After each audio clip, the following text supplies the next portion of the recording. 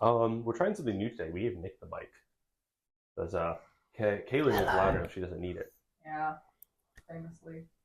You're gonna be loving this. I don't like that one bit. I did not like that either.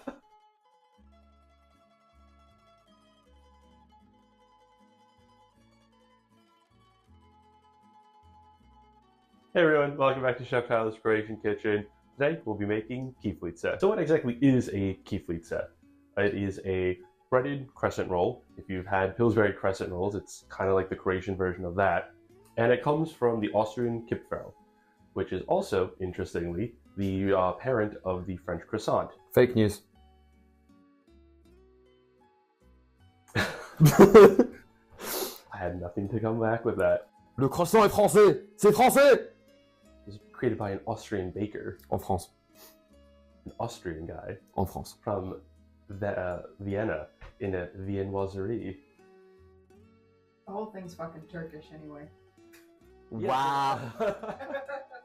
The crescent shape is said to either be reflective of the crescent moon or the crescent moon of the Ottomans, which does give some weight to that Turkish theory that Kaylin brought up before. But that begs the question, why would the Viennese have a bread roll in the shape of a crescent, which is the symbol of the Ottomans whom they just defeated in battle? And that's why I don't think that this is the reason why we use a crescent for the kipferl. I think it is probably just for the moon.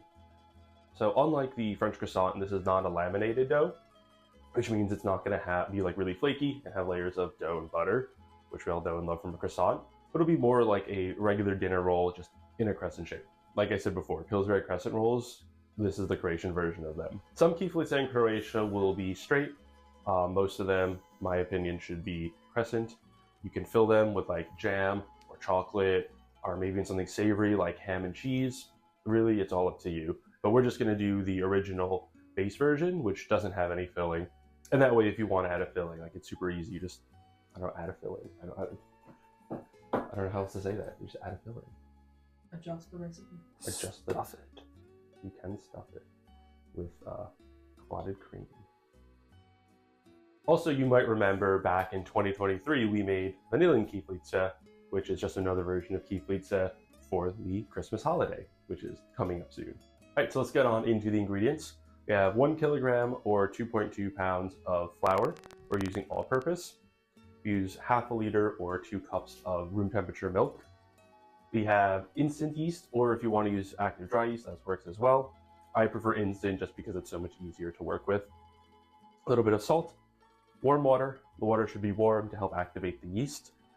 150 milliliters of olive oil, some sesame seeds for topping, and 2 eggs for the egg wash. Quick, done.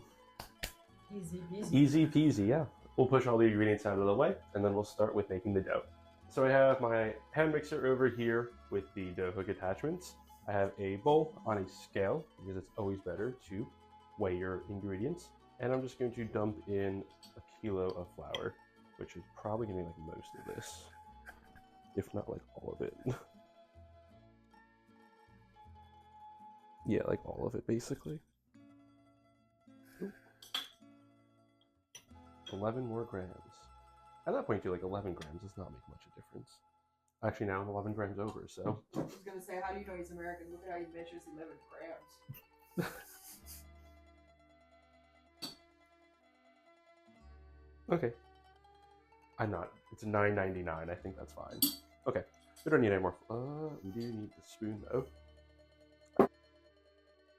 We'll just make a nice little hole here in the center and tear as well. And we'll add 100 milliliters of warm water, which is the same as 100 grams. American discovers how the metric system works. Okay. Incredible. And then we will add our 2 packets of yeast, so it's 15 grams of yeast, because each packet is 7 grams, and that is a unit of measurement. There we go. And put the yeast into the water.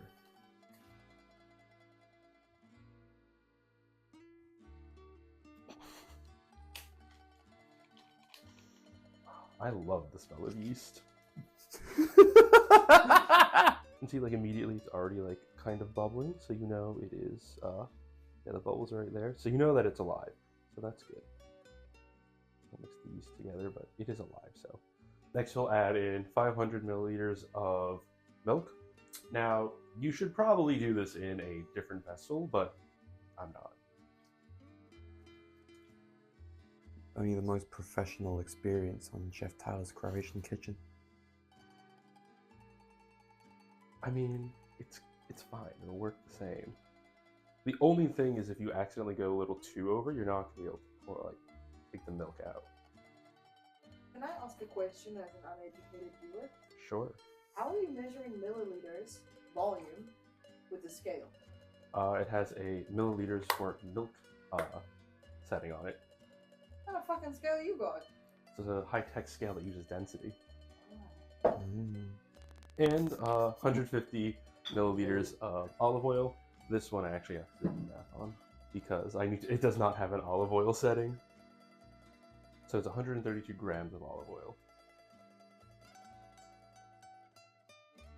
You can use a neutral oil, but I like the taste of olive oil, so that's why I'm using olive oil. That is a lot more than I thought it would be. Okay, 132. Right. These are always so fun too. You just put them all like together. I'm sure someone will say that you're supposed to mix the wet ingredients first, but like It does make it mix a bit more easily and consistently. Okay, what are you, French? he actually did used to work in a bakery. He worked in a vegan bakery. No, a regular bakery. I got the job because I made a vegan cake.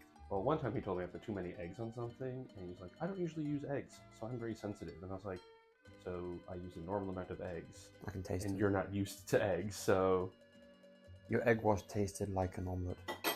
You're an omelet. this is salt. Wash my hands, and then we'll mix. Now we're gonna mix. We'll start on a low setting, just to start getting everything incorporated, and then we'll go to a higher setting. And you want to knead for about 5 to 10 minutes, or until the dough gets smooth and doesn't stick to the sides.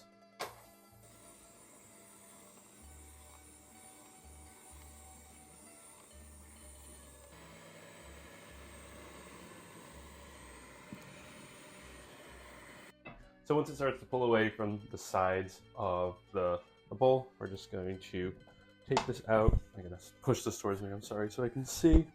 We're just going to put it onto our work surface and give it a little hand kneading just to finish off what we're going for. Right? Yeah, look at that. Good job. And then we'll just knead it by hand just for like a minute or two. Give it a spank. Give it a little Quitting. Kidding, quits counter. to, right? Proceeds for quitting. I don't know what number we're on. Don't even put a number on This it. season, it's definitely 2, I think. It's not sticking at all. Perfect. I used to do so bad. This would always stick. It's the best version of a Doge thing that That you've is- done on this channel. This is all thanks to Nick. And we'll just put this back into the bowl. And we'll take a towel and just let it rest for about 30 minutes. So after it ended up being closer to 45 minutes, we will just, she big.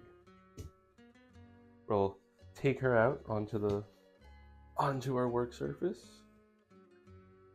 Long-time viewers of the show will know this is the most successful break we've ever accomplished. I do not like doing bread a lot, and the reason I'm doing it on the channel is I want people to like know Croatian cuisine, and this is obviously an important part of it.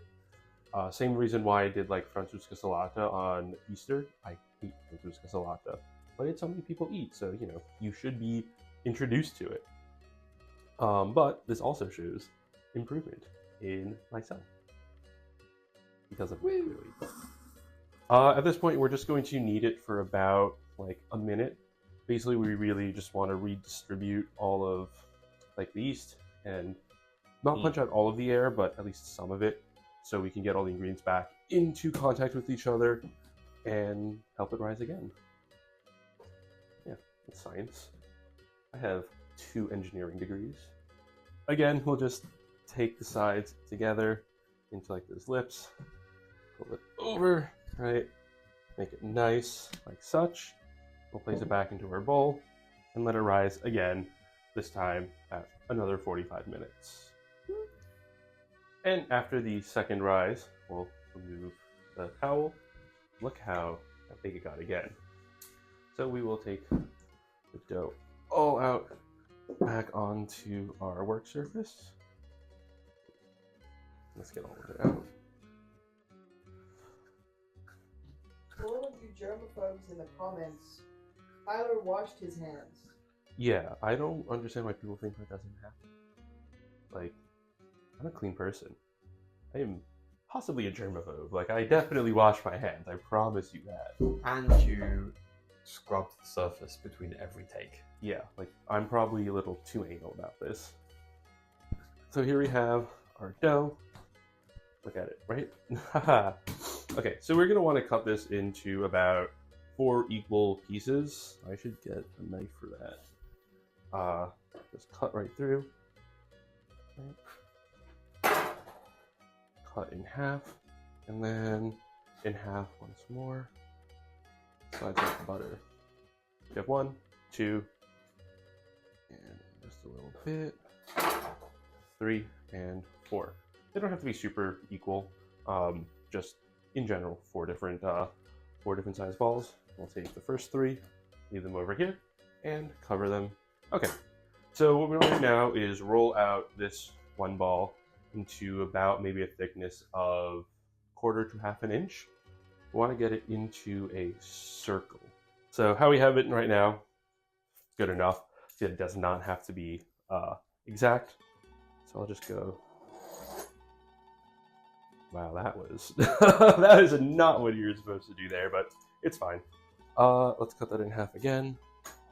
We're just gonna roll with it, and again, and again. We have very unevenly sized kiflice, but yeah. Okay, so we have now our triangle, right? And we want to do pull it out, and then we'll just roll. And when you get about halfway, you want to pull the top all the way out until you get something like this. And we'll just form it into a crescent shape and leave it on our baking sheet. The baking sheet is lined with baking paper or parchment paper in America. Don't use wax paper. Do not use wax paper. You'll burn down your house. We're going to finish out rolling the other kiflice while these rest. Then we're going to turn our oven on to about 400 Fahrenheit or 200 centigrade. So now that our kiflice have rested and they look amazing, it's time to make the egg wash. So we'll take 2 eggs, pack them into our bowl, as such, and we'll just scramble them together. Get a little bit onto the counter. I'll take a brush, right, and just put an egg wash on top of our kiflice. This will help them to not burn and give them a very nice color. This will also give the sesame seeds something to stick to. This is riveting, I'm sure, for everyone at home who's going to watch all of this. You guys can at least skip through it. We have to watch this whole thing. Yeah. Right, just sprinkle sesame seeds on top. There's some like real big pockets of sesame here, but that's fine. We'll put these into the oven now for about 10 to 15 minutes or until they are golden brown. And after about 15 minutes, the kiflice are perfect golden brown. You can just kind of like look at them. They are amazing. I did let them cool for about 2-3 minutes here. Now I'll just remove to a side plate. And here we have our kiflice. I should eat them. So now's the moment we've all been waiting for. I'll open one up, and it is so nice and like springy, soft on the inside. I'm super excited. These are so good.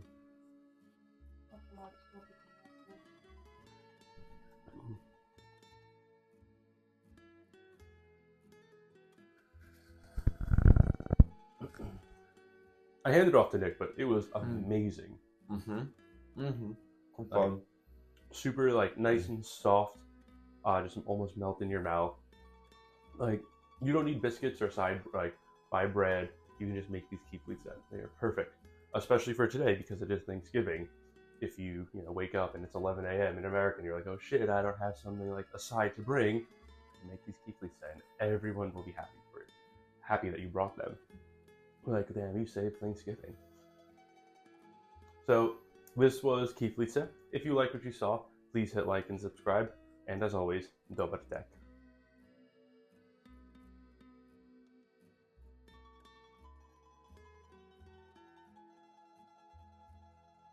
Alright, I think that was enough. Your So- engineering degrees, are they in Celsius or Fahrenheit?